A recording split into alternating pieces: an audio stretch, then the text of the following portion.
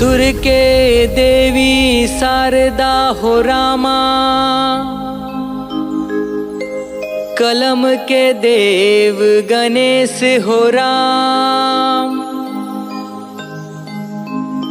शब्द के देवता पार ब्रह्म है,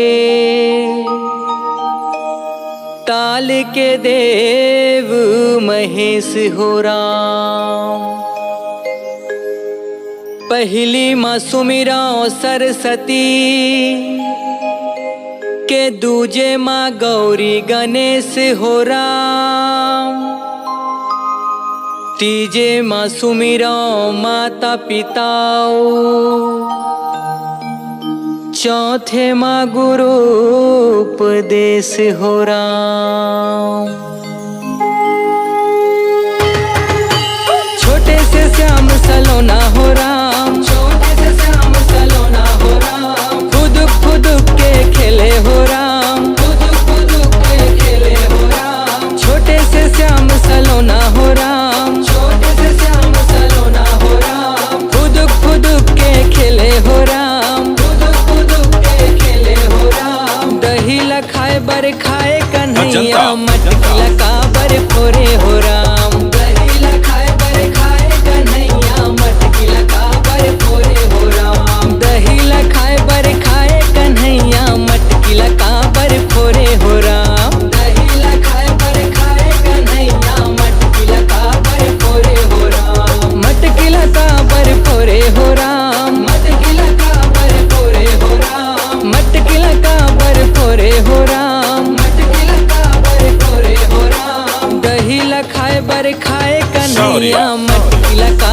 बर फोरे हो राम। दही लखाए बर खाए कन्हैया, मटकी लगा बर फोरे हो राम। दही लखाए बर खाए कन्हैया, मटकी लगा बर फोरे हो राम। दही लखाए बर खाए कन्हैया, मटकी लगा बर फोरे हो राम। राम भजो रामा रामा भजो राम, राम भजो रामा रामा भजो राम। राम भजो रामा रामा भजो राम, राम भजो रामा रामा भजो राम। राम भजो रामा रामा भजो राम, राम भजो रामा रामा भजो राम। राम भजो रामा रामा भजो राम, राम भजो रामा रामा भजो राम। दही लखाए बर खाए कन्हैया, मटकी लगा बर फोरे हो राम। दही लखाए बर खाए कन्हैया, मटकी लगा बर फोरे हो राम। दही लखाए बर खाए कन्हैया, मटकी लगा बर फोरे हो राम। दही लखाए बर खाए कन्हैया,